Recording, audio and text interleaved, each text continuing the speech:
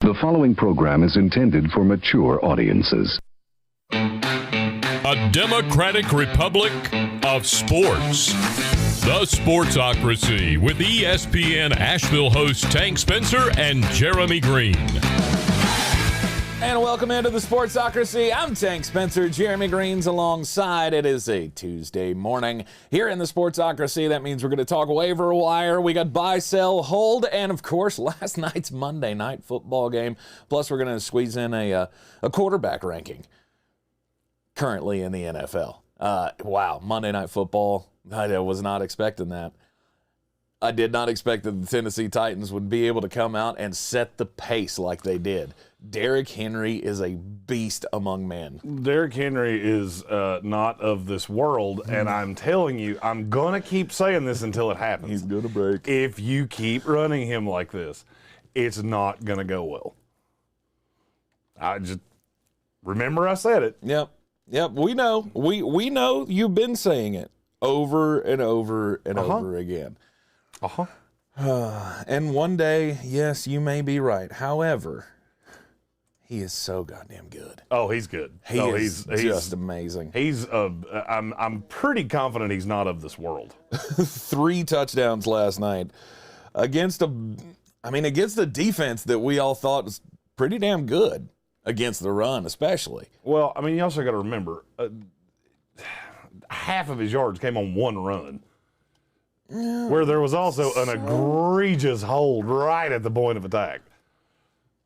Not saying it wasn't still impressive because he did hit Mach 5 running downhill. But still. See, that's the thing. That's the thing that gets me about it. Is he's fast as hell? Right. Like once he gets to that second level and it's him and a safety left, fuck, you're going to lose that battle every time. There's not another running back in the league that can put a package on the field like him and have that kind of speed. I mean, he's personally, the DK. I'm never a fan of putting my package on the field. I think you get arrested for that. He is the DK Metcalf of running backs. Oh, DK Metcalf. God almighty. Dude, close Twitter. Like, for the love of God. Oh, God. Close What did Twitter. he say? He said he could wipe his ass with Shannon Sharp's career. Dude, if you're lucky, you'll be 90% of what Shannon Sharp is. Now, you said yesterday that he had gotten into a spat but I didn't realize there are a few people in this life that you should just shut the fuck up when you're talking to, and Shannon Sharp's 1C. I mean, that's a level of disrespect that I just cannot condone, sir. It was DK. It made DK look very unlikable. No shit. I mean, if you can be that. Plus, you have blue hair, bro. Like, okay. You're a 25-year-old dude with blue hair. Okay? Okay? Before you act like, Did you say the same thing about Odell when he had blonde hair? 100%. Okay. I know we said the same thing about Antonio Brown when he had a blonde mustache. 100%. I don't care what color your hair is. That level of disrespect will not be tolerated. As a grown man, you're not allowed to dye your hair weird colors. Like, don't do that. I mean, Shannon Sharp is an all-time great in this game. And is it like he didn't know that, or he was just taking shots? It seemed that he didn't know that. I'm just going to go out on a limb and say it seemed that. I mean, how can you? This is the thing that kills me. It's like I'm starting to get to that age where everybody younger than me has that opinion that I go, you weren't around for that. You need to shut your mouth. And I always hated that when I was younger. But like, yesterday, what was it? I was on a Miami Dolphins fan page yesterday, and somebody actually had the balls to say that Tua Tagovailoa is the best quarterback in Miami Dolphins history, and then we needed to stop with all of this Tua's not good stuff. Oh, wait. Was she a great big fat person? What? Did Dan Marino not exist? Right, like you literally had the balls to go on a fan page where you know that there are people who know way more about football than you do, and you have the gall to say that Tua Tagovailoa is the best quarterback in Miami Dolphins history. Well, obviously that's the dumbest take you could possibly have because there's Dan Marino, but I'm not sure there's not, 4 more in front of him? I mean, I put Bob Greasy ahead of him. Bob Greasy was. I don't give a shit. That was 15 years Don't give before a I was shit. born. Undefeated team and won Super Bowls. Yeah, Bob Greasy's on that list ahead of Tua Tagovailoa. I mean, I agree with you, but Paul Hornung was the greatest running back that ever lived. Look, and that's one that I was never around for. I mean, I didn't come around until the 80s, so the 70s, Uber Dolphins, I didn't know them. I did, however, live through all of the Dan Marino era pretty much, except for, 4 years of it. I just remember Dan Marino made me cry multiple times as a smallish child. Uh-huh. He made me laugh until I cried in Ace Ventura. Fuck you. He's the best in Dolphins history. that fake spike. A little part of me died that Laces day. out, Dan. I don't know. It was hilarious, though, because, of course, those who knew more than him jumped all over him and were just like, have you forgotten? They started listing off every quarterback. They got down to Cleo Lemon. Jay Fiedler. Right. Like, Cleo Lemon is better than Tua Tagovailoa, which he's not, but it was still funny as hell.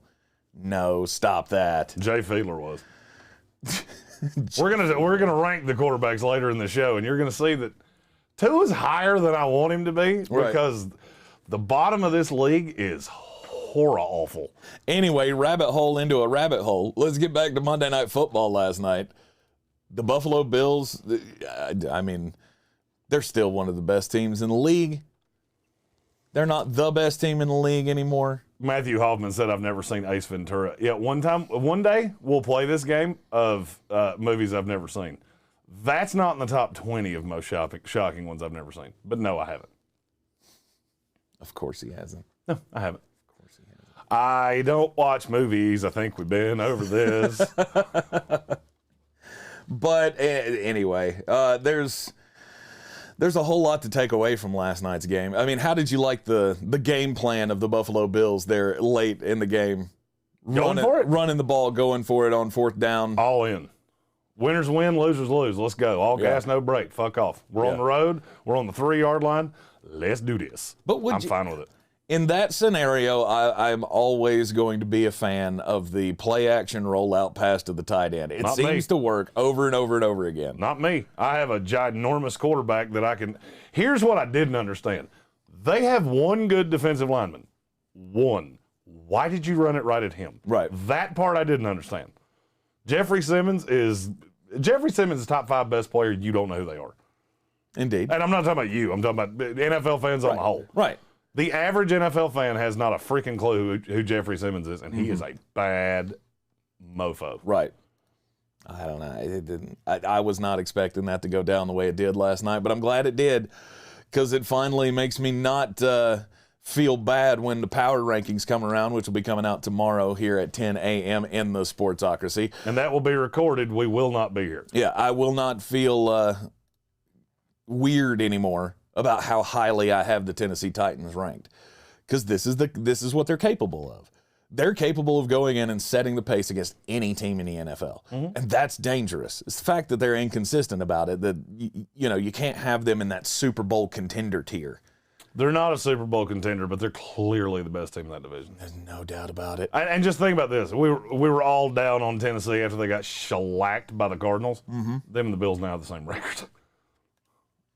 Yep. And that's really all you need to know about how weird the NFL is. Yep. Last night was a whole lot of fun. It's good to see Derrick Henry still out there just scoring. He's now had 3 games with 3 rushing touchdowns in this season. He's very good. Nobody's had a one. I don't think that's a spicy take. Derrick Henry is a fantastic football player. Right. However. Here it comes. Keep tempting fate. See what happens. My favorite line in the world. Fuck around and find out. Fuck around and find out. I want to trademark that and put my face on it. After week 7, your fantasy football teams, hopefully you had a good week. It was a very low-scoring week. I hope you don't need things to happen on waivers. Yeah, well, if you're on the way, I mean, if you're going to the waiver wire this week, the one thing that I have found myself having to do is scramble for a quarterback. Stream a quarterback this week. I figured the one thing you're finding yourself doing a lot is crying. Hey. Why am I 1-5? I only have one of those, thank you. Hell, I have one of those. Then again, I'm in 8,000 leagues. Right. So. I mean, that's how I gauge my success for the most part. Like, okay, if I can be, 1 through 3 and most of them, somewhere in the middle on the rest of them, and then I only have one of those shit bird leagues, I feel pretty good about it. But this week poses a very special challenge because you have 4 top quarterbacks that are going to be on bye. Mm-hmm. And if you don't have a backup plan, you got to hit the waiver wire for one. So with Josh Allen, Justin Herbert, Dak Prescott, and to a much lesser degree, Kirk Cousins on a bye. He's QB1. Well, I mean, I get it. I understand. I'm just saying he's not one that you would expect to be. He's not one you feel warm and fuzzy universally about, but he's a quarterback. I told you going into this season, you'll be fine with Kirk Cousins. But he's still a backup for most people. He shouldn't be. I mean, if you have him as your backup, this is a great week to parlay him and do all kinds of shit. Oh, yeah. I mean, for me, he is, because I ended up, I did that in a lot of drafts of getting, a Dak Prescott. I didn't get Dak Prescott and Kirk Cousins because the buys are the same, and that's very important to me. It doesn't mean shit to me. Even the with biggest league I'm in, I literally had not one player that wasn't on a buy on my bench. I played who I had to, and guess what? You know Still what won. I did? Wait for it. Wow, winning. There you go. There it is. Good job. Thank you, Tyler Conklin. But even when you're drafted a backup quarterback, you don't take that into account? Mm-mm. Well, you should. I'll look. It could be I mean, if I've got 2 that are the same, mm-hmm. like when I was back, I have Dak Prescott in a few leagues. When I was backing him up, I avoided Kirk Cousins and leaned on Derek Carr. Right. And that's gone fine. Yeah. By the way, you remember that strategy I told you about? Hey, play Derek Carr or draft Derek Carr and Kirk Cousins in the 13th and 14th round? Mm-hmm. You're welcome. Yeah. We appreciate that. I know nobody's, or very few are starting Trevor Lawrence and Ben Roethlisberger. If you are, you shouldn't. But those are the buys this week. You got Buffalo, the Chargers, Dallas, Minnesota, Pittsburgh, and Jacksonville all on a bye this week. So it takes out a lot of quarterbacks. If you're having to stream a quarterback this week, who'd you target? Who are you going after? If I'm streaming If you're streaming a quarterback this week. So I have to, good Lord, I just saw the line for the Texans and the Cardinals. Woo, buddy. It's not the biggest NFL line I've ever seen, but it's up there. Is it 20? It's 17. Wow. 17. Lions-Rams is 15.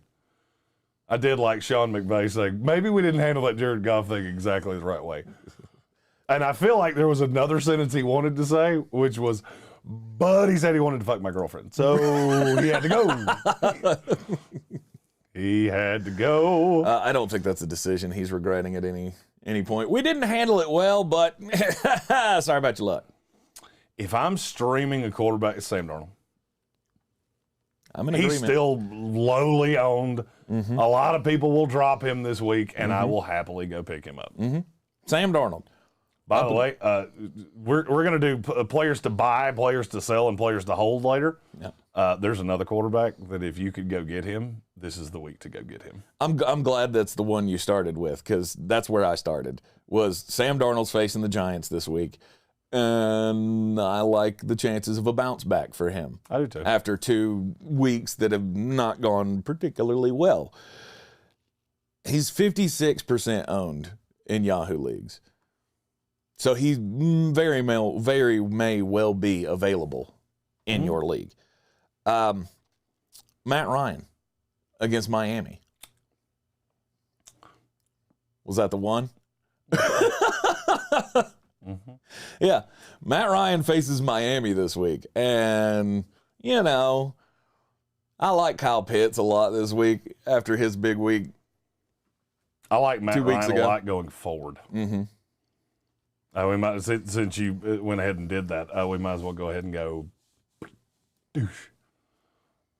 If I'm buying a quarterback, it's Matt Ryan. Now, what are you buying him for? Little. Okay. To me, he can be an ancillary piece in one of these other deals. Yeah. Because we're going to do this for every position. Mm-hmm. And there is a running back that I am drunk on that you could probably get for a bag of popsicle sticks right now. And there is a receiver that you can get for literally an old hat. Okay. And I would love to have Matt Ryan as I'd love to get Matt Ryan with any of these guys that I'm really high on. Right. Well, do we want to do we want to jump into this right now, or do you want to finish the waivers? Because I have other quarterbacks to mention. That's fine. You had just already you'd already outed my go buy him quarterback, so we can come back to this. Yeah, let's come back to it, because here's one thing that I noticed about the quarterbacks, that there are some streamable quarterbacks this week that I'm kind of shocked that they're not owned more than they are. And so Matt Ryan is 57% owned in Yahoo leagues. If he's not owned in your league, he should be, and he should be owned by you. Sam Darnold's 56% owned. The one that's lower than that shocks me is Jameis Winston. He's been terrible. He hasn't been terrible. As a fantasy option, he has been horrendous. I mean, he's been putting up touchdowns, and that goes a long way. Where is Jameis Winston currently ranked among quarterbacks? Now, granted, he's played one less game than a series of them. Statistically speaking, I would say he's somewhere if you're in the fantasy scoring, where is Jameis Winston right now? I'd say he's in the 15 to 18 range. Yeah, you're way too high. He's 23. Really? By the way, Matt Ryan's 24. Just throwing that out there.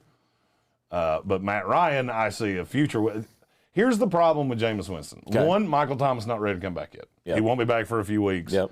I'm completely Seacrest out on Jameis Winston until Michael Thomas comes back. They're running by percentage more than any team in the NFL. How many teams are throwing for less yardage right now than the New Orleans Saints? 4. 1. It's Justin Fields and the Chicago Bears. So I am completely good on Jameis Winston. I have him on a lot of teams. I've held him. Yeah. I'm not sure how much longer I can do it. You got to do it. You got to hold on to him. Hold on to him because why? Okay. Give me a tangible reason why you would do that. Okay, because his best weeks are coming. His best weeks are getting ready to pop right now. And do you realize how much better he has to be than he has been to be a startable quarterback in this league? Curiosity, he's played 5 games. How many attempts does he have in 5 games? I don't know. For posterity's sake, Tom Brady has 267. Right.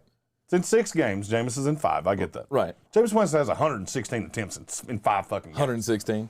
Yeah, I'm good. And he doesn't run. I'm good. He's completely irrelevant to me. He should be 0% owned in fantasy football leagues. I completely disagree. The offense is just not running that way. You can want it to. Hell, I believed it. It's not. And it's not going to. But the touchdowns are going to continue. Can you play him this week? Maybe. Against Seattle? But I don't think you have to. Alvin Kamara is going to eat them for breakfast. Patrick Holt said Joe Burrow and Derek Carr are both available in my money league. Is it a 4-team league? Derek Carr's another one.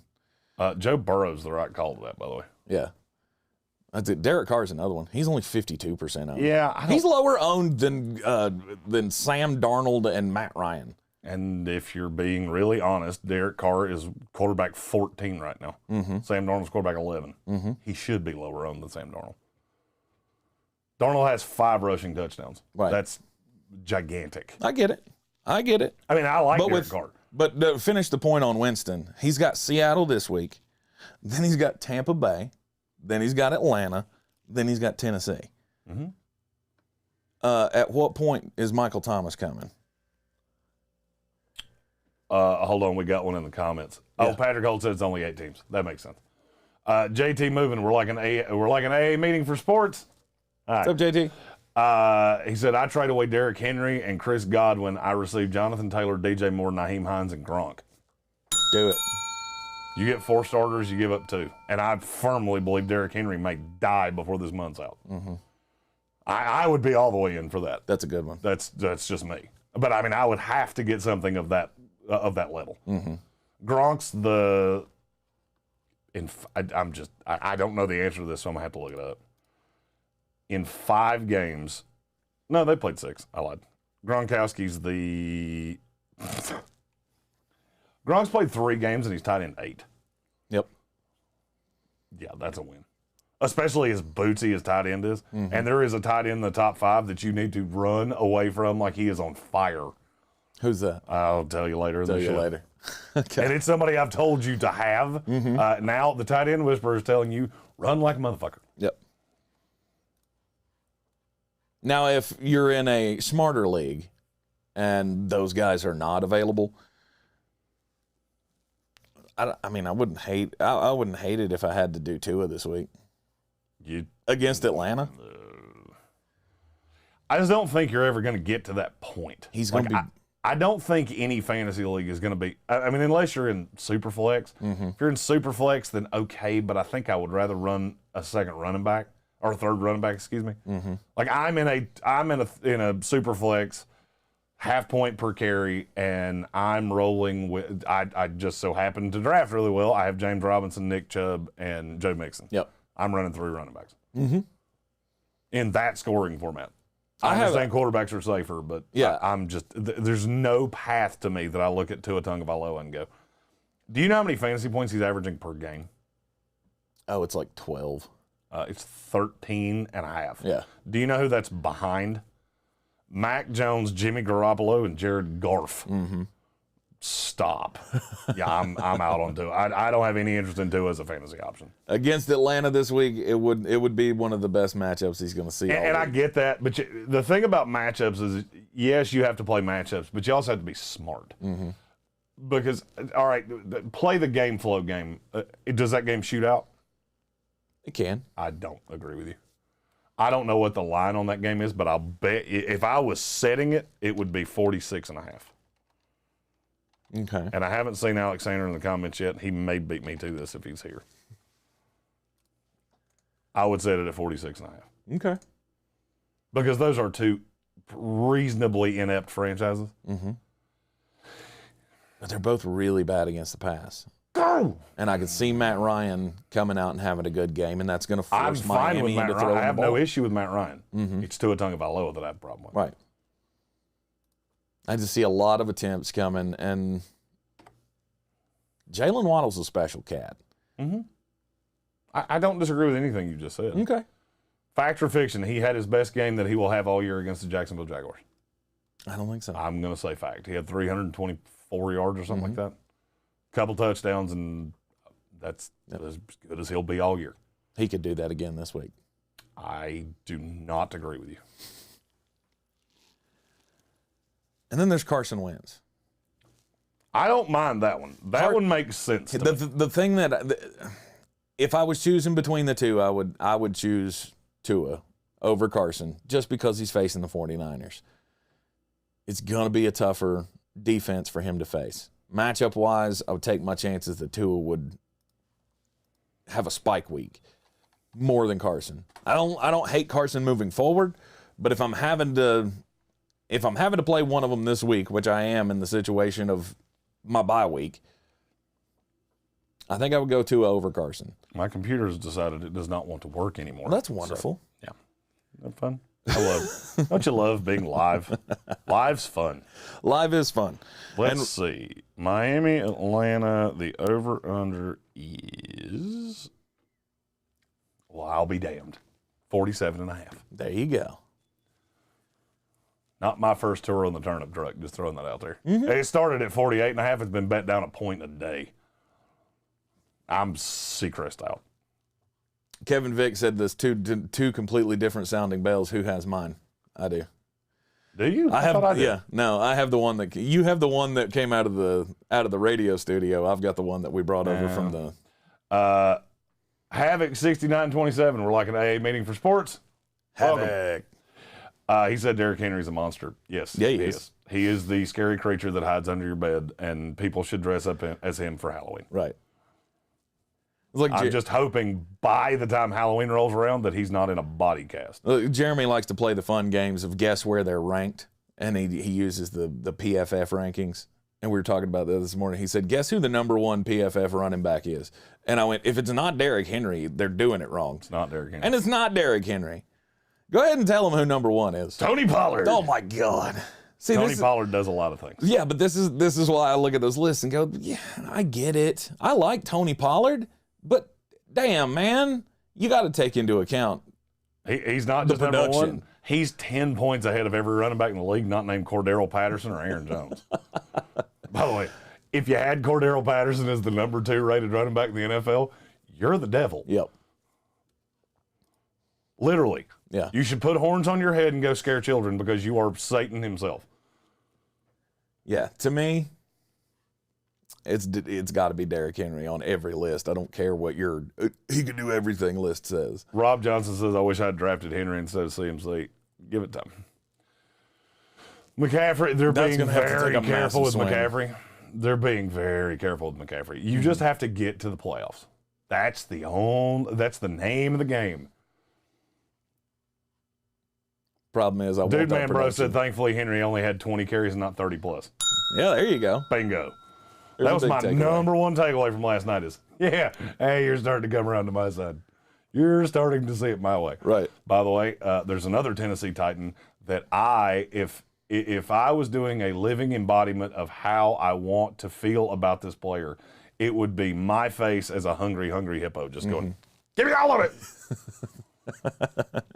Other targets on the waiver wire for week 7. I think if Zack Ertz is available in your league and you don't have a waiver claim on him, you're doing it wrong. I mean, him going to Arizona. I don't disagree. I just be so careful with tight ends. You're coming into a new system. This is one of the things that, I've long been on this show called the Tight End Whisperer. One of the reasons is because I intimately understand how tight end works. There's a lot that goes into this. My fear with Zack Ertz is that his snap counts are going to be way lower than you think. Mm-hmm. I mean, way lower than you think. Because you know what Max Williams did that Zack Ertz doesn't do? Block.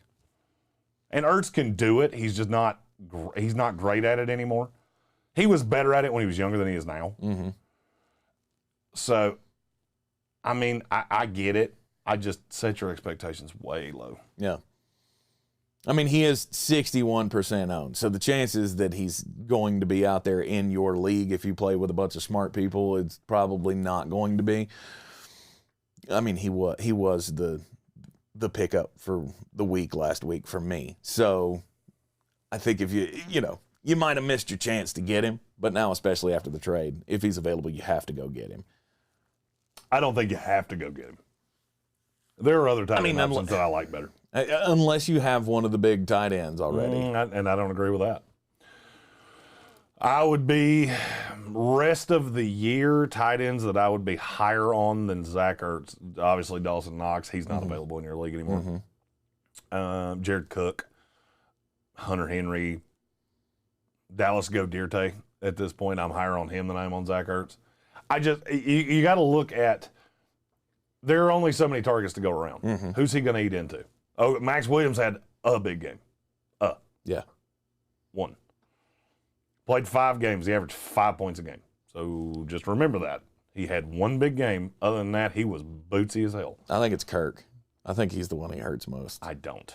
Because Christian Kirk is good at footballs. I like Christian Kirk a lot. And after watching them play the Browns, I like him even more. You like Christian Kirk more than AJ? Oh, God, yeah. Oh, that's not even close. I mean, one's my age, the other's 25. Yeah, I think I like Christian Kirk better. My age. Is he really your age? Yeah. Nice. AJ Greene and I are, he might be a year younger than me now I think about it. And I'll be honest with you, I kicked a wall after drinking beers the other day, and I haven't been able to walk for 2 days. Yeah, he's a year younger than me. Yeah.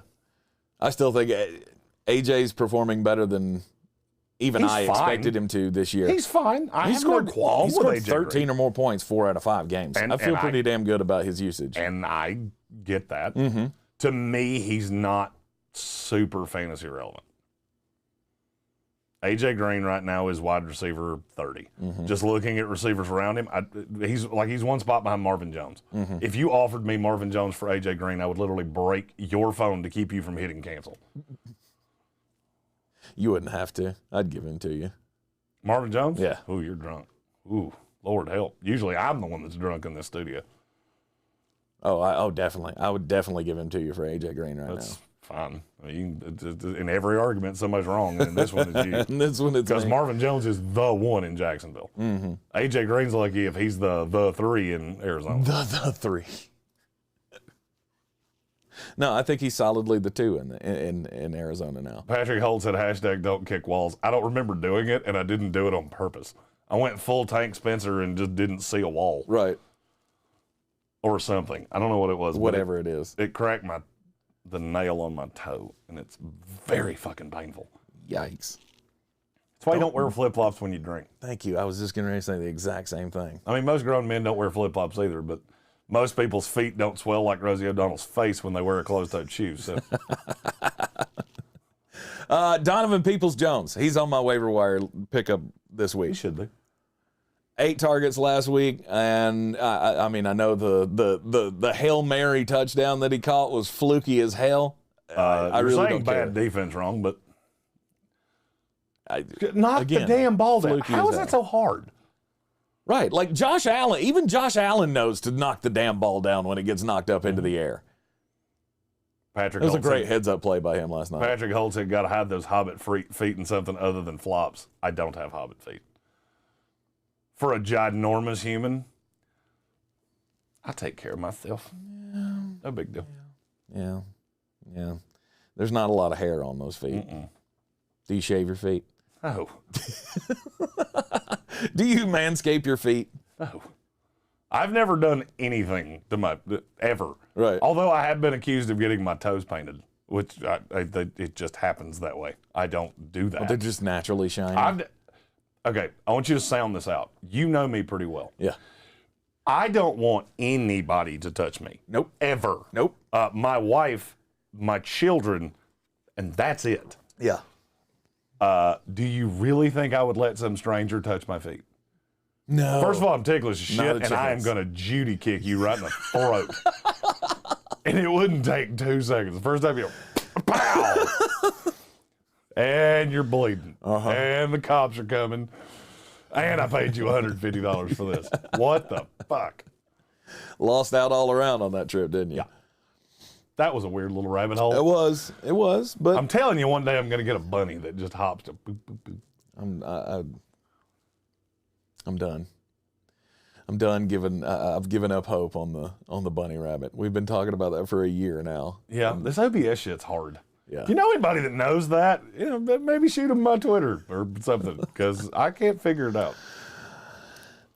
Donovan Peoples-Jones, though, he's definitely on my waiver wire pickup list for this week because with possibly no Nick Chubb, I would say likely no Nick Chubb, and obviously no Kareem Hunt. I think now that Nick he's Chubb's going to be on gonna IR. I think Nick Chubb's going to I mean, he might be. He very well may. They have no other option. I mean, there are other. Remember the Dearness Johnson thing that we had to do last year?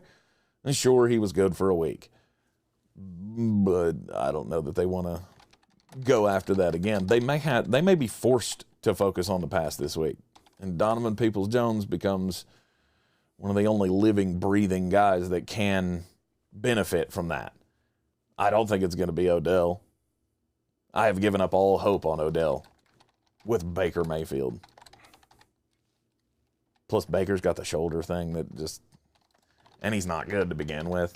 We'll get to that in a little bit as well. And then Jarrett Patterson. I think he's worth a deep league stash of you don't know what the shin thing is with Antonio Gibson, and he's going to be the guy to take over in the backfield. What are you doing with Antonio Gibson right now? Well, seeing as how I just bought him 2 weeks ago, there's nothing I really can do.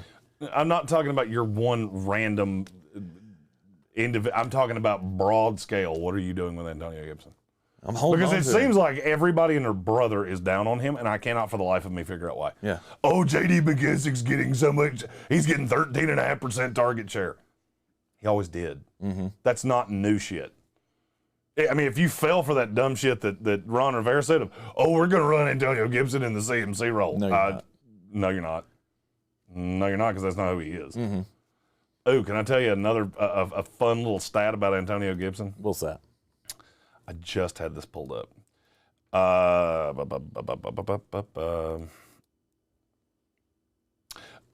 many running backs in the NFL are graded more harshly as receivers than Antonio Gibson? How many are rated lower than him in the NFL? There were 78 qualifying running backs, I think. 42. 4? Mm-hmm. James Robinson, Latavius Murray, and the 2 Buffalo running backs. That's it. He's not good at this. And I keep trying to tell people this, and I don't know why you don't understand this. Mm-hmm. Oh, but he played slot receiver. Yeah, that's a different fucking skill set. Can he catch? Sure. Can he run right side of the backfield? No. He's not good at it. And J.D. McKissick's going to continue to do this. However, all of that being said, where does he rank among PPR scoring running backs in the NFL? He's been so bad. Gibson, he's sucked. 15. 16. Yeah. Right behind Nick Chubb. Think about what I just said. Mm-hmm. Everybody and their brothers all just blowing Nick Chubb sideways. I get he's played 5 games. I understand that. They're right behind each other. Mm-hmm. He's scoring 3 more points a game than Antonio Gibson. If you're selling, I'm buying. Straight up. I'm not selling. If you're selling, I'm buying. And I could give you a laundry list of running backs that I would give you for him. Mm-hmm. All right, buy or sell. Let's get into it. Quarterbacks. You already saw the sneak peek earlier in the program here, and I don't remember if I mentioned this, but we are always live in the Wicked Weed studio, wickedweedbrewing.com. Drink different. Again, appreciate everybody for joining us this morning. Fire it up in the comments, anything that you want us to address, because that's what we are here. We are the interactive outlet. Yeah, if you have questions, feel free to fire them away, and feel free to fire them away every day. Tomorrow we have meetings, and we're going to try to do power rankings recorded, just so that we don't pull our fucking hair out. Mm-hmm. Also, because I am considering doing a live Saturday show. My wife was supposed to do this with me. I'm trying to make the run at her again, but she does not want to be on camera, which is weird because of all the people in this little syndicate, she's the one that makes the most sense to be on camera. Yep. By a pretty convincing margin. Mm-hmm. Me, you, her. And by the way, before anybody asks, I keep scratching my nose. It's not because I did a whole bunch of cocaine last night with Charlie Sheen. It's because my allergies are fucking killing me. Gotcha. It went from 78 and fun to 42 and shitty here in like 14 minutes. Right. And my face went, no.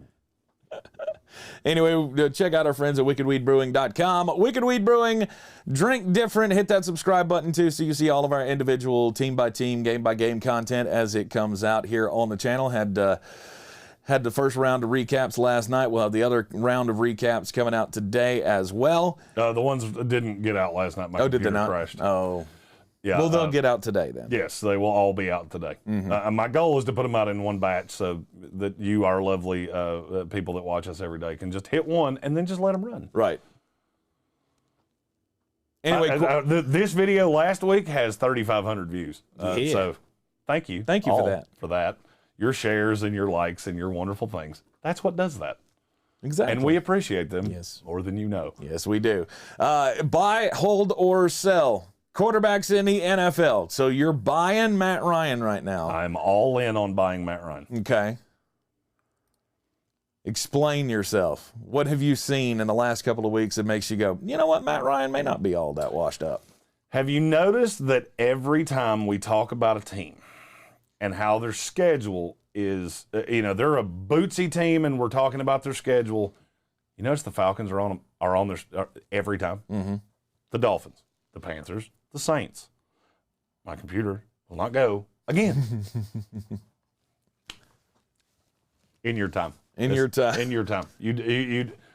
My point with Matt Ryan is that I saw something against the Jets. He was good against the Jets.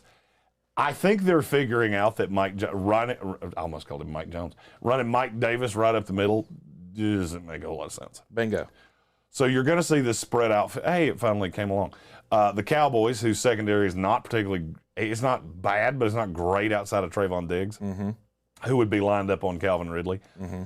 The Patriots, whose pass defense is not great. The Jaguars, the Buccaneers. You see a trend? Right.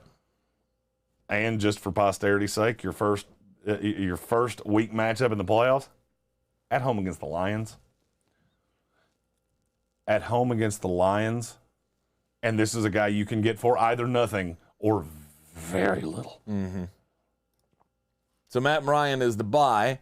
The sell is Jalen Hurts. And here's my thought on Jalen Hurts. I am getting nervous. You have to separate fantasy from real life football. Mm-hmm.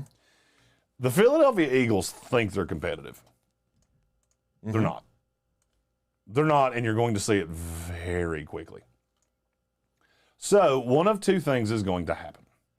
When your fan base is screaming from the mountaintops that you're not giving your best player the ball, what are you going to do? Give him the ball. Give your best player the ball. Especially at home, because you get real tired of getting booed at home. Yep. I could see Miles Sanders' workload going through the roof. I'm not ready to buy Miles Sanders because I don't buy that Nick Sirianni's not a moron. Mm-hmm. But I think it's going to affect Jalen Hurts. I think you've seen the best of him. And right now you could get a fortune for him. I don't think it's above the realm of possibility that you could get a high-level starting receiver for Jalen Hurts. Like who? I think right now if you offered Jalen Hurts to the team that had A.J. Brown, they'd do it in a heartbeat. A.J. Brown's been bad. Sorry, what? That broke my brain. Mm-hmm. A.J. Brown's been bad. I don't care that he's been bad. He's going to come around, right? But see, this is where you run into the problem of you think as a rational person. Mm-hmm. Not everybody does. True. A lot of people are looking at A.J. Brown throwing up sixes going, he sucks. I need rid of him. Might as well just do this since we're already down this rabbit hole. If I'm buying a receiver, it's A.J. Brown. Yeah. Did you notice that Derrick Henry had less workload last night? Mm-hmm. Do you know why that is? Because Mike Vrabel is not a fucking moron. Right. And he realizes we cannot keep doing this. Mm-hmm. So what does that mean? Where is the ball going to go? Think it's going to keep going to Nick Westbrook-Akina? I'm going to go no. By the way, Julio Jones had one of the top 5 greatest catches I've ever seen last night. Mm-hmm. The one that bounced off Poyer's helmet and he just... He's a lucky bastard, didn't he? He's so good. He is. He's so good. I just wish he'd be healthy for more than 5 consecutive seconds. Right. Who was shocked when they saw he left the game? No one. No one. He's so good. Mm-hmm. But A.J. Brown's the guy. A.J. Brown's the guy that they got to feed the ball if it's not going to go to Derrick Henry. But for me right now, if somebody came to me and said, hey, I'll give you Jalen Hurts or I'll give you A.J. Brown for Jalen Hurts, I couldn't hit yes quick enough. Yep. Literally, I could not hit yes quick enough. Mm-hmm. And as of right now, where do you think A.J. Brown falls among wide receivers right now? This is through 5 games, so they haven't added in last night. I'm going to say he's in the 40s. He was 66 going into last night. And last night, I don't remember his exact stat line, and I don't want to quote it wrong. Last night, he had 7 for 91. Mm-hmm. I guarantee you somebody out there is going to think they're selling high on A.J. Brown, and they're not. Because rest of the year, where would you have A.J. Brown among all receivers?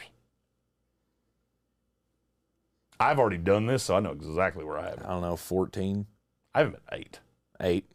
Okay. He's behind Jamar Chase and all the ones that you think he would be behind. Mm-hmm. Justin Jefferson, Stephon Diggs, Devontae Adams, Tyreek Hill. He's the only one that you could pry away from somebody. Mm-hmm. So if you're struggling at receiver and you have 2 quarterbacks, because Jalen Hurts went low and a lot of fantasy managers went Jalen Hurts and Derek Carr or Jalen Hurts and Kirk Cousins. If you have that, I am totally fine to pull off of Jalen Hurts. Because I could see a path, and I'm not going down the Deshaun Watson path. We've done that so many times that I could see a path where Philadelphia just flat out goes, we're done with this. We're done with this. Yeah. And plays Gardner Minshew. I can see that in the offing. It sounds funny when you say it. It sounds stupid when you say it. Right. It's really not. No, I mean, and look, I'm not beholden to statistics like some people are and analytics and such, but he's bad. I'm a slut bad for in the analytics, and every analytical stat says Jalen Hurts is bad. Shea Price said tight end for the Titans is a glaring deficiency. You are 100% correct. Because Anthony Ferguson couldn't block me. Damn, he's got good hands. They don't ever throw at him, but he's got good hands. Yeah. That's another amazing I'm done part. wishing. I'm done By the wishing way, that's another amazing part of Derrick Henry. You look at Taylor Lewan goes down. T's and P's to Taylor Lewan. I heard everything was okay. But, and they have no blocking tight end, and he's still that good.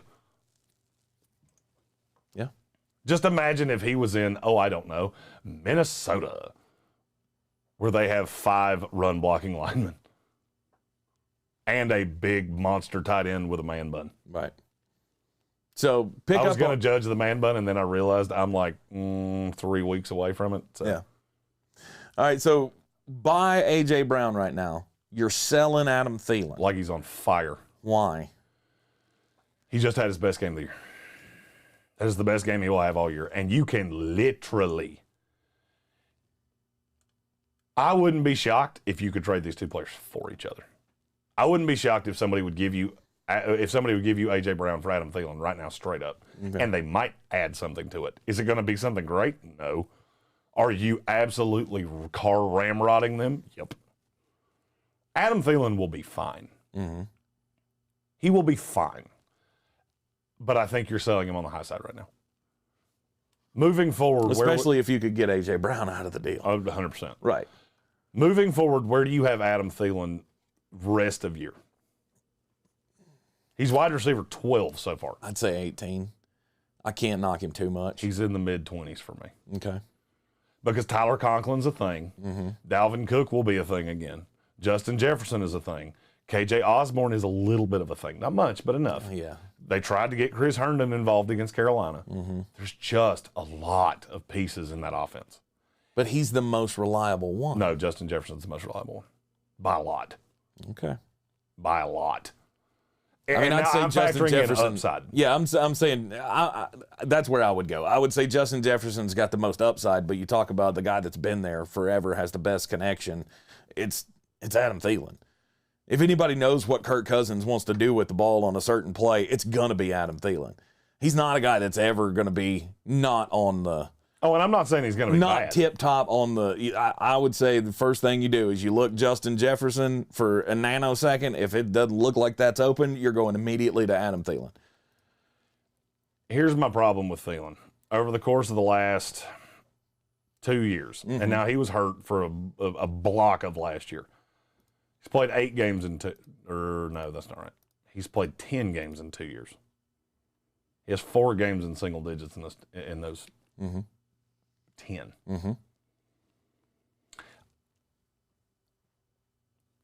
I think Justin Jefferson's the man moving forward. And I'm not sitting here telling you I'm not giving up Thielen for nothing. I'm saying right now he has wide receiver 1 value, and he's not that. Right.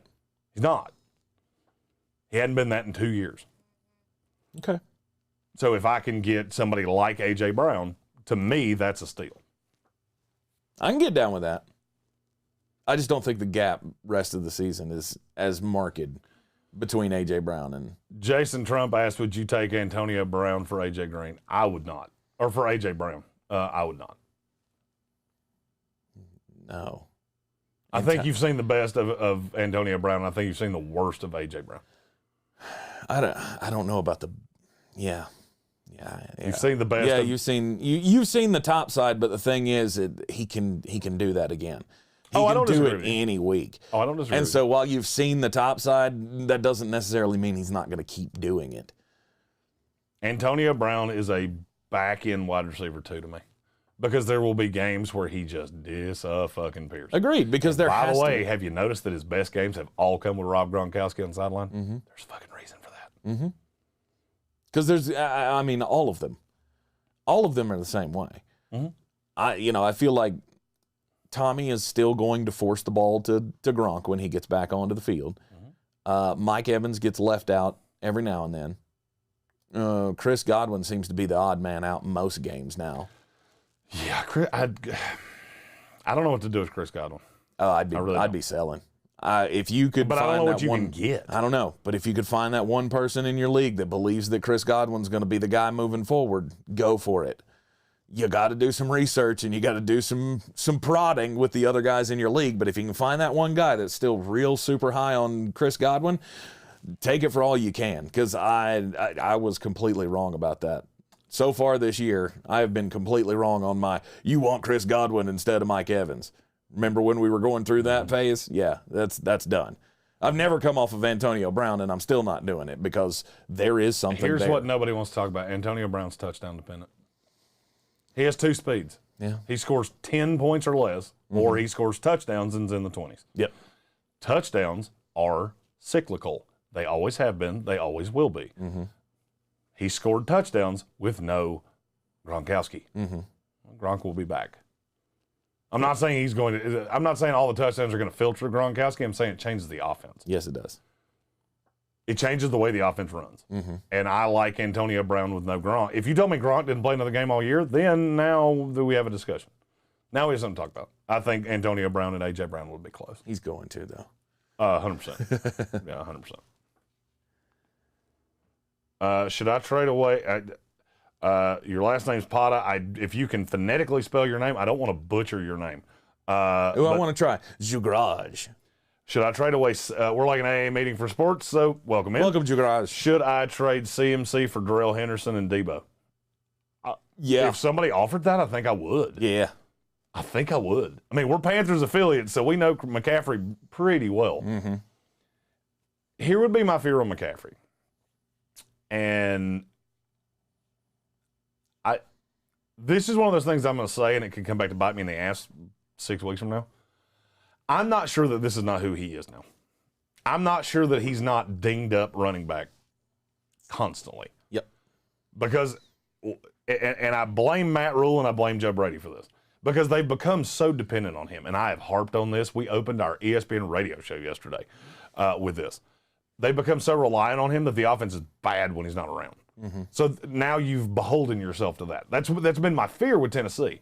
But Tennessee has Tannehill and a decent enough line, and A.J.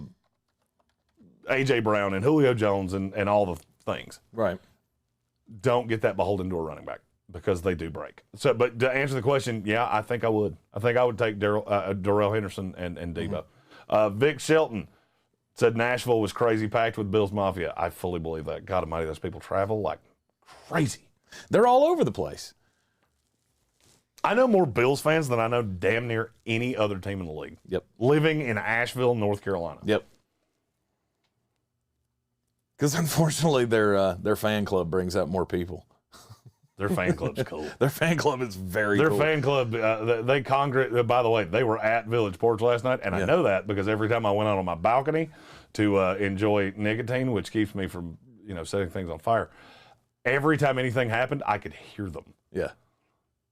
And I don't live that far, but I live far enough away that if I can hear you through a wall, oh yeah, you were quite raucous. Well, you live what, on the other side of the next building down? Yes. So yeah, that's pretty intense. They are great. I've always, for the last 5 years, I think Bills Mafia rose to the number one in NFL fandom. And it will not change. Shea Price said something that I want to touch on, just because I don't know why this is. Nashville's become the city to go see your team play in.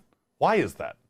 Because it's such a central. I mean, and spot. I get that. I get the location part of it. Why are tickets so readily available? I love Nashville. I can't answer. I was just in Nashville in July. I absolutely love that city.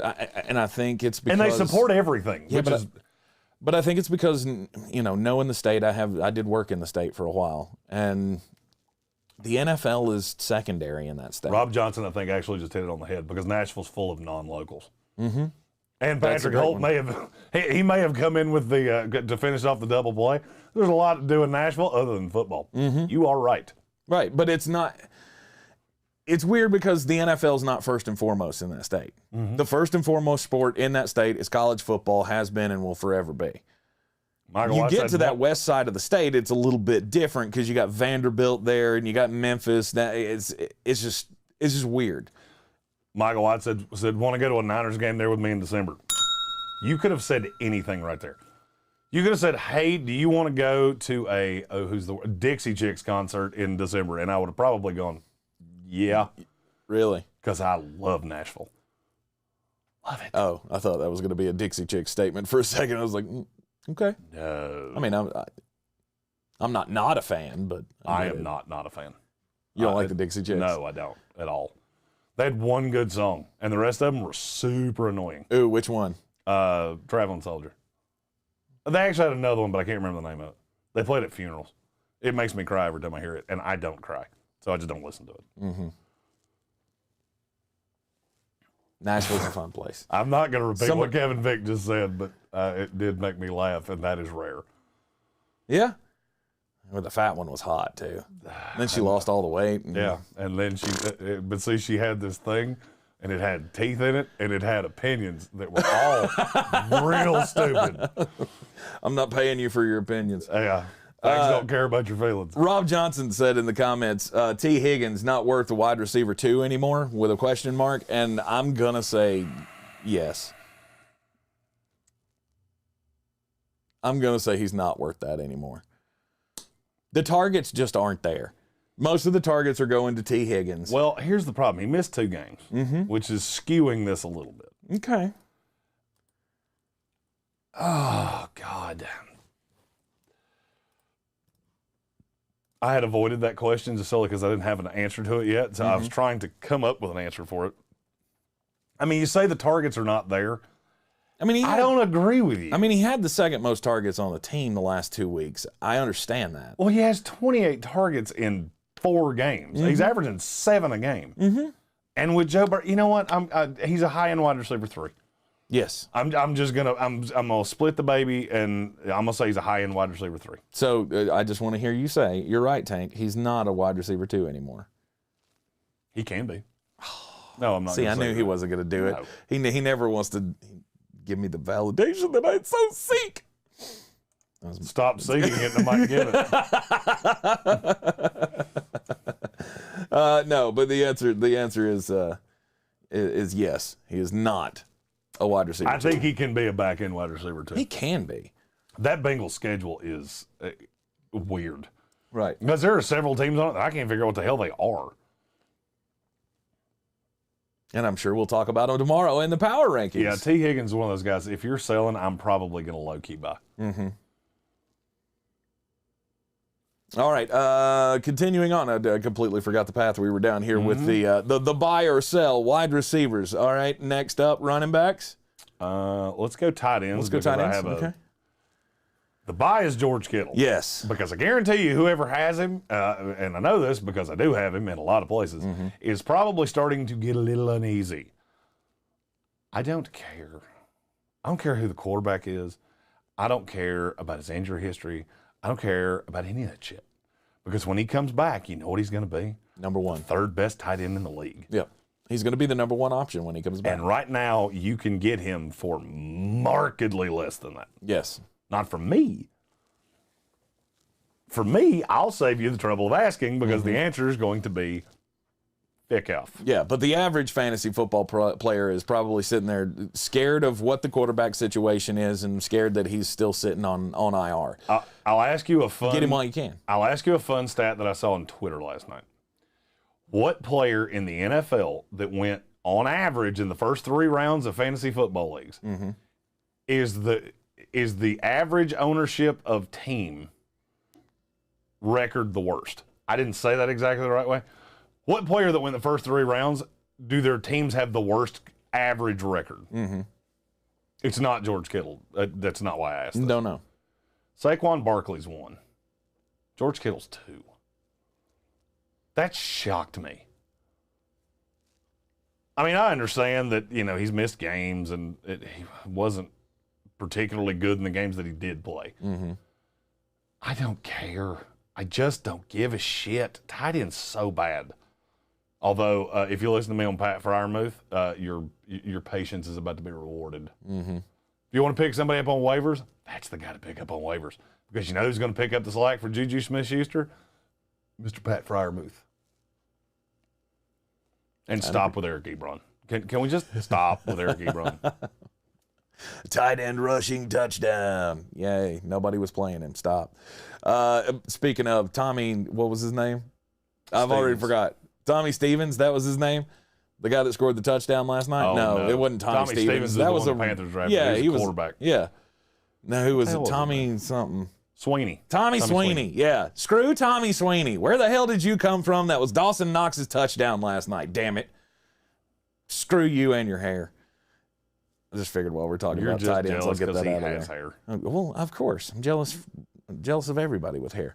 Dalton. One catch, 1 yard, 1 touchdown. Right.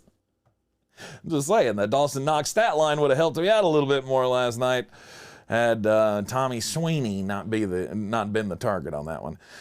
Selling Dalton Schultz. I am seeing in the offing a move away from Dalton Schultz in that offense. Mm-hmm. And this goes to the way I watched this game be called. It goes to the fact that his targets, he had a nice little lump sum of games. Mm-hmm. And by little lump, I mean 2. Other than that, you remember when we thought Blake Jarwin was a thing? Yep. Just remember that Kellen Moore was the offensive coordinator when he thought he was a thing too. Mm-hmm. You're not going to get top dollar for him right now, but there's a team out there that's playing some combination of Robert Tonyan and I'm trying to think of the grossest tight ends that you could possibly have that would look at an offer with Dalton Schultz in it and go, yep, I will give you more than he's worth. Mm-hmm. Where do you have Dalton Schultz for the rest of the year at tight end? Because your number is going to be a smaller number than my number, I have a feeling. Probably so, because I'd have him somewhere in that 13 to... No. Lower than I thought? No. I started to say that, and then I started to think how bleak tight end is. So, no, it's probably 9 to 13. I have him at 17. Really? He's behind Kelsey, Mark Andrews, Dawson Knox, Darren Waller, Noah Fant, T.J. Hawkinson, Rob Gronkowski, Hunter Henry, Mike Gesicki, Kyle Pitts, Jared Cook, Dallas Goedert, Tyler Higbee, Ricky Seals-Jones, because I don't know how long it's going to be on Logan Thomas. Mm-hmm. And I'm basically taking that as a combo of Logan Thomas and Ricky Seals-Jones. Right. George Kittle and Pat Freiermuth. I have every one of those guys ahead of him. Okay. So for me, if I can trade Dalton Schultz and another player for one player, and then I just go pick up Pat Freiermuth, win. But do you think Dak's just going to stop looking his way? No, this is what Dallas does. They go through stretches where they play certain teams and they really focus on tight end. Mm-hmm. And then they disappear into the ether. Mm-hmm. And I have a funny feeling that's about to happen with Dalton Schultz. And you know when I think it's going to happen with Dalton Schultz? This when week? Michael Gallup comes back. Oh, yeah. Because Cedric Wilson's still getting touches. Or targets, excuse me. Mm-hmm. Pollard gets touches. Zeke catches a couple out of the backfield. At some point, you don't throw the ball that much. Right. This is a team that is running more than you think they are. Because we expect Dak to throw it 60 times a game because this is what he's doing last year. Mm-hmm. Well, they don't have to do that anymore. No, when Michael Gallup comes back, those targets are coming from somewhere, and I can tell you right now they're not coming off of Amari Cooper and they're not coming off of CeeDee Lamb. Yeah, now that the running game is rolling like it is, and they have the number one PFF running back in that backfield. I'm not saying I would give him up for a bag of wieners, right? But I'll be honest with you, if somebody offered me Ricky Seals-Jones and hell T. Higgins, I'll use a player that we were just talking about, I'd do it in a fucking heartbeat. I'll be honest with you, I'd do it for T. Higgins straight up. That might be a veto for me. If I saw that trade come around, you're a douchebag because there's nothing collusion about that. That's the only reason you veto. I hate when people say, "Oh, I would veto that." Then you're a jackass. That's not how this works. The veto works to keep people from colluding with each other, not to keep people from doing things that you don't agree with. Right. Because I got news for you. If you vetoed it and I was the commissioner, you would lose your damn veto power. Right. I would rather have T. Higgins for the rest of the year. And to me, it's not really. And as I'm sitting here thinking about it, it's not all that close. No, it's not. Oh, you're saying you'd veto it on the other side? On the other side, on the Tyler or the vast T. Higgins. Majority of people would disagree with you. T. Higgins has been wide receiver like 66 this year. Yeah. Dalton Schultz has been tight end 4. Mm-hmm. Yeah, the veto would. But I also believe in Ricky Seals-Jones for the interim. For what, the 2 weeks he's going to play? I'd do it straight up for T. Higgins and go pick up Pat Freiermuth. There you go. Rob Johnson said, what about Dan Arnold? He was down some targets last week. I'm going to level with you. I can't figure out what the hell Urban Meyer's doing because Jamal Agnew's getting 8 targets a week, which is stupid because he's a kick returner. And that's what he does, and that's what he's always done. He ain't worth it. He just ain't worth it. Patrick Holt, when I mentioned the stat about combined records for where players were drafted, he said I would have guessed Barkley or CMC. Barkley's 1, CMC's 3. And the reason for that is that a lot of people that drafted CMC had Chuba Hubbard, who had one big game that fluffed that up. Right. Okay, let's talk about running backs. Running backs to buy, sell, or hold. I am drunk on both of these. Buying Austin Eckler. Whoever has Austin Eckler, you're going to have to catch them in a moment of weakness because last week was so bad. The Chargers saw the same thing you did. We can't be this one-dimensional. And I firmly believe you can get Austin Eckler right now for less than you think. Okay. I'll be really honest with you. If you offered me Austin Eckler for the sell on this screen, I would ask for a little bit more. Just give me another something. But I don't really give a fuck what it is. I just want another asset. So like a, what, Darnell Mooney? That's what you said earlier. What is your obsession with Darnell Mooney? Austin Eckler, he's a guy that has some upside, but he's not really like, Austin Eckler in PPR, number 2 running back in the league. So you're going to have to catch somebody that just caught a loss because of that. Yep. But I'm all the way in. If somebody's selling on that, I don't give a shit. I am all the way in. He's so friggin' good. Najee Harris, here's what scares me. It scares me how they use him. It scares me that he's asked to catch passes so often. It scares me that their schedule is about to tighten up and they're going to be in a lot of shootouts. Because right now, what are you legitimately scared of? Be really honest. Look at that Steeler team. What are you scared of? Are you scared of Ben's deep ball arm? No. He still has a deep ball arm. Unfortunately, he has to wind up and throw it like he's throwing a 98-mile-an-hour fastball. So are you that worried about that? No. You're worried about everything short. You're worried about Chase Claypool catching it in space, or Deontay Johnson catching it in space, or Najee Harris. Yep. That tightens everything down.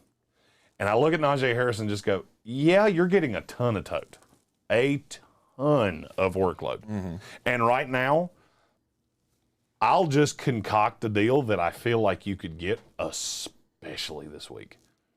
Najee Harris for Nick Chubb and Nick Chubb and Deebo Samuel.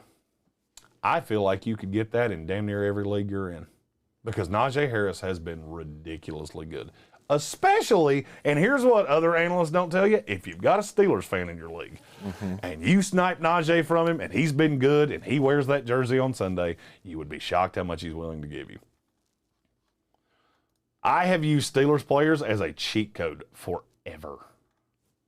Because Steelers fans, for whatever reason, they really love having their own players on their own team. Right.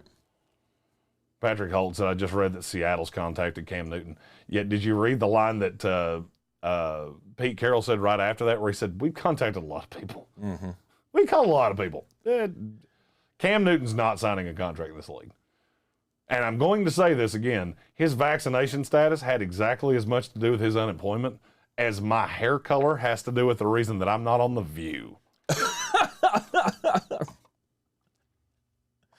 I love that one. That goes. I came up with that one off the top of my head. That one goes down in the annals of the best. Yeah, I of the just came up best with that off the top analogies of my you've head. ever used. Yeah, I'm not bailing on Najee Harris. Matthew Hoffman asked, would you do Schultz for Seals Jones? Straight up, no. Because you don't have to. Somebody will give you more than that. No doubt. Somebody will give you more than that. They might give you Darnell Mooney. Now would I do it for Ricky Seals Jones and Logan Thomas? Now we're talking. now we maybe have something to talk about. Okay. All right. Any other buy, sell, holds?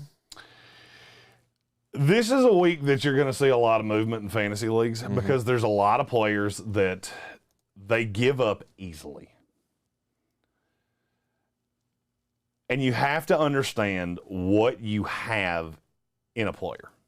Like DeAndre Hopkins. I just use this as an example because the name popped up on my screen. Where do you have him as a receiver for the rest of the year? 3. I don't. If you're willing to give me, because right now my rankings would go Devontae Adams at 1, Tyreek Hill at 2, Cooper Kupp at 3, Justin Jefferson at 4. I want to say Jamar Chase, and I want to say real bad. Where's Jamar Chase in PPR through 6 weeks of the season? 7. You're too low.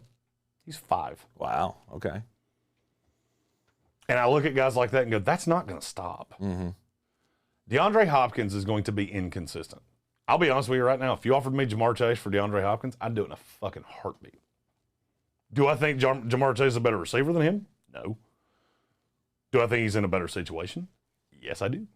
Because the Bengals are going to be behind a lot because their schedule is ugly. And I don't care who defends him. I look at Jamar Chase at this point as I don't care who defends you. The top 10 to 15 receivers in the league, I don't care who's on you. Unless it's Jair Alexander or one of these high-end guys. Look what A.J. Brown did last night with Tre'Davious White on him. And that doesn't even factor in that there was a PI on him as well. If he doesn't just grab him, it would have been even better than it was. Right. I just don't care. Mike Williams, that's a guy I would trade him for, not for anything, but that's another one. Oh, you'll give me Jamar Chase for Mike Williams? And, Done. You'll give me DeAndre Hopkins for Mike Williams? No doubt. On and on and on down the line. You just have to know what the value of the players that you have.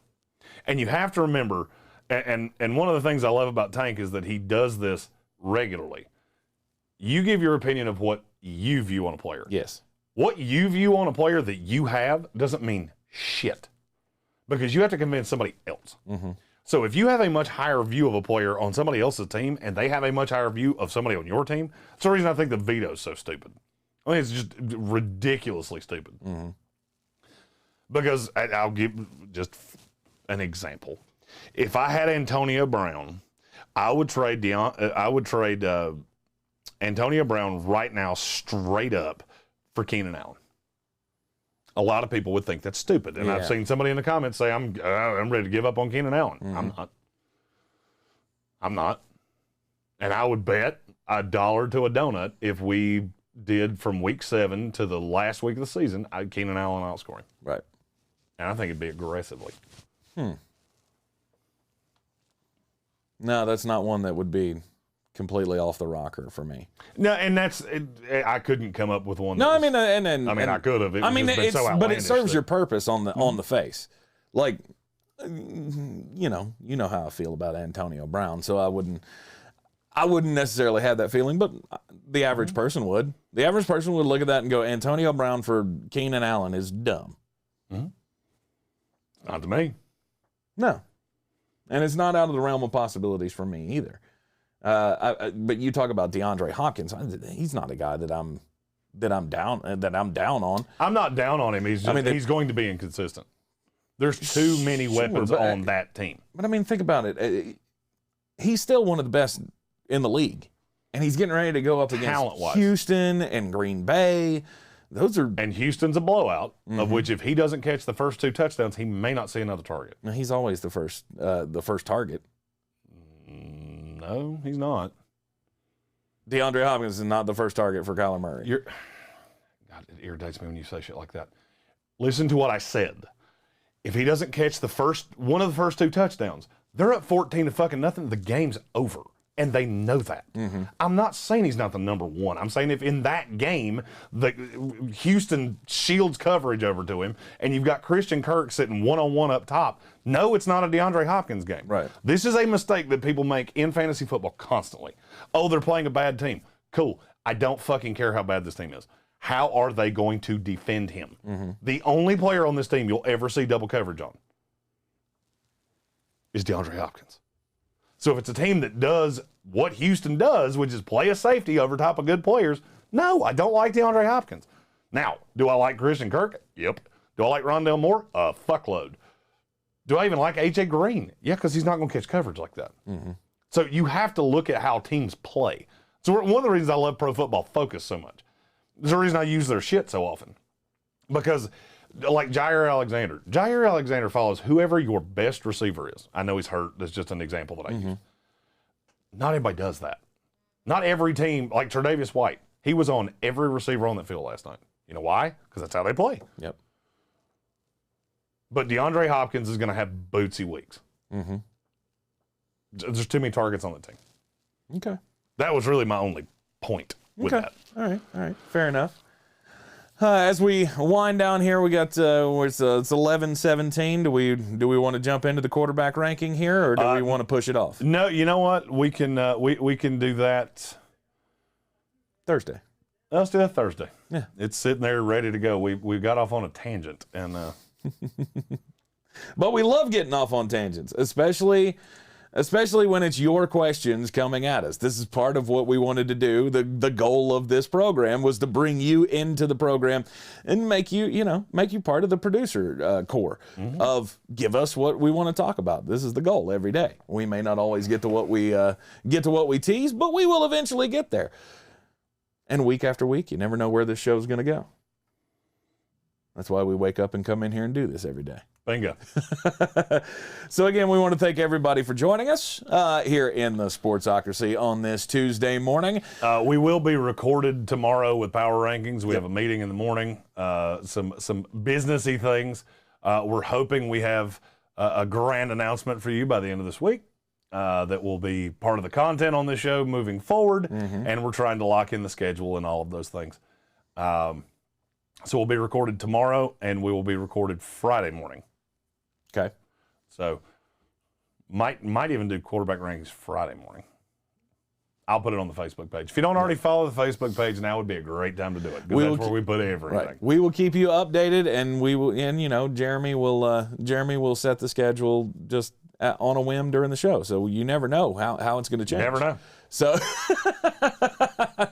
we all just roll with the punches here in the Sportsocracy. Hold on, I got to answer this. Chuck Adkins asked, should I trade Marquez Callaway and Ricky Seals-Jones for George Kittle?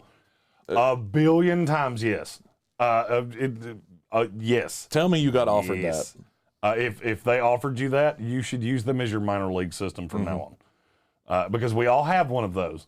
And if you don't have one of those, you either should or you should really introspectively look at yourself and see how many trades you make, because you might be somebody else's. On the other side of that, if you're the guy that has Kittle and you get that offer, out. No, not even close. Not even a chance. No, for me, it's not even close. And I like Marquez Callaway and Ricky Seals-Jones. Right. So, Chuck, it depends on what angle you're coming from. If you ask that question to, should I pose this trade? Probably not. If you got offered it, 100%. do it. Do it now. Do it now. Hit that subscribe button so you know whenever we have content coming out here on the program. We'll have the game-by-game recaps from Week 6 coming out on the channel today. Power Rankings tomorrow at 10 a.m. And we will be back with you, of course, live this afternoon on ESPN Asheville, 92.9 FM, 880 a.m. and 1400. The Sports Tank with Jeremy Greene. Heard everywhere on the iHeartRadio app. Live 3 to 5. Weekdays on ESPN Asheville, and back here live in the Wicked Weed studio on Thursday morning. We'll see you next time.